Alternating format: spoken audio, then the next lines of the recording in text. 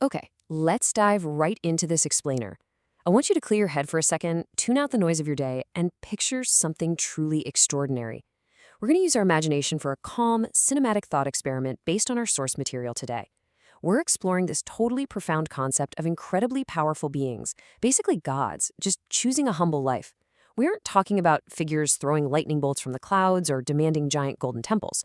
No, we're looking at an idea that flips our entire traditional understanding of supreme power completely upside down. It's a deep dive not just into the divine, but honestly, it's a deep dive into us. So here is the big question. What if gods lived on Earth, like normal people? Seriously, just sit with that for a second.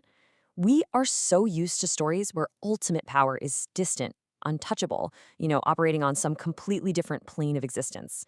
But this scenario, it drags that whole concept right down to street level. It's this ultimate immersive journey into human nature, because by asking what they would do, we're really asking how we would react. Section 1. Gods living among us. We're talking small houses, public buses, normal lives.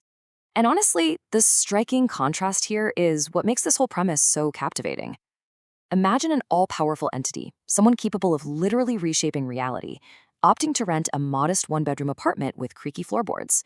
Picture them waiting in the freezing rain for the 7:15 a.m. bus, maybe even dealing with annoying traffic, standing shoulder to shoulder with tired commuters holding their morning coffee. They aren't looking for luxury, they aren't looking for dominance. By choosing these profoundly normal lives, they're making a massive statement about the value of the human experience itself. It's a total stripping away of ego, trading all that cosmic grandiosity for the quiet dignity of a basic Tuesday morning routine. Section 2. Living simple, everyday lives. So where would they work? Well, living among us means truly participating in our world, right?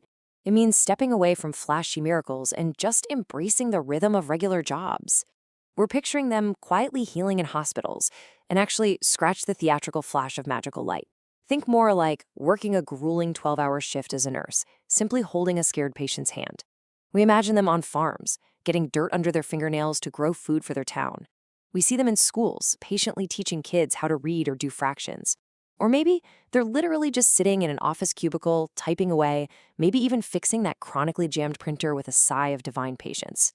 The entire focus is on contribution over domination. It really all comes down to this simple ethos: helping neighbors, teaching children. That's the whole shebang right there. There's no sweeping agenda to conquer the globe, no massive cosmic war, just the beautiful, quiet simplicity of reaching out a hand to help the person right next door. Like, if your neighbor is struggling to carry groceries up 3 flights of stairs, they just help. If a child needs guidance, they're there. It completely rewires our understanding of what it means to be powerful into what it means to be helpful. True power, in this scenario, is measured in everyday kindness. Section 3. How the world might change. The ripple effects here would be absolutely wild. Step 1, crime could significantly decrease. Because think about it, when the ultimate moral compass is literally living next door to you, the whole vibe of a community inherently changes. Accountability becomes super immediate and deeply personal, which naturally allows safety to flourish. And step 2, from that bedrock of safety, people might just become kinder. Goodness is incredibly contagious. When we see someone living completely selflessly, working a humble job, even though they have immense, undeniable power, it inspires us. It sets a totally new baseline for human empathy across the globe, completely transforming our daily interactions. Now, you'd probably think that having gods living down the street, actively making communities better, would unite the whole planet, right? Well, the reality of human skepticism is way more stubborn than that. Society's belief would likely be split right down the middle, like a giant pie chart. One half of the world would believe in them, accepting the extraordinary reality right in front of their faces. But that other half? They would absolutely not believe it. Even faced with living, breathing evidence of something beyond our understanding, our stubborn human tendencies to doubt, to rationalize, or to just completely ignore what doesn't fit our worldview, that would remain entirely intact. We'd absolutely find a way to argue away the miraculous. Section 4. Fear, jealousy, and science. So you get this stark, almost jarring divide in how society reacts at different levels. On the ground level, everyday neighbors would naturally feel admiration. They'd lean into the kindness, experiencing less crime in a much better community. They get it. But contrast that with the institutional reaction. Governments and scientists, they may become deeply jealous or just straight up afraid. Institutions, by their very nature, absolutely hate what they cannot regulate. They're going to view supreme, unchecked power, even if that power is currently volunteering at a soup kitchen or pulling weeds on a farm, as a massive existential threat to the global order. Governments and scientists might immediately try to understand their powers. And let's be real, in the world of geopolitics, understand is usually just a polite, sanitized word for control. Driven by this obsessive need to study, to quantify, and, yeah, probably to weaponize the unknown, the very structures we built to protect society would likely become the biggest antagonist here. They simply wouldn't be able to let these beings live their simple lives in peace. It really hits the nail on the head regarding our deep-seated insecurities. We are terrified of what we can't control, and our absolute first instinct when faced with superiority is to dissect it rather than learn from it. Section 5. Will humans ever change?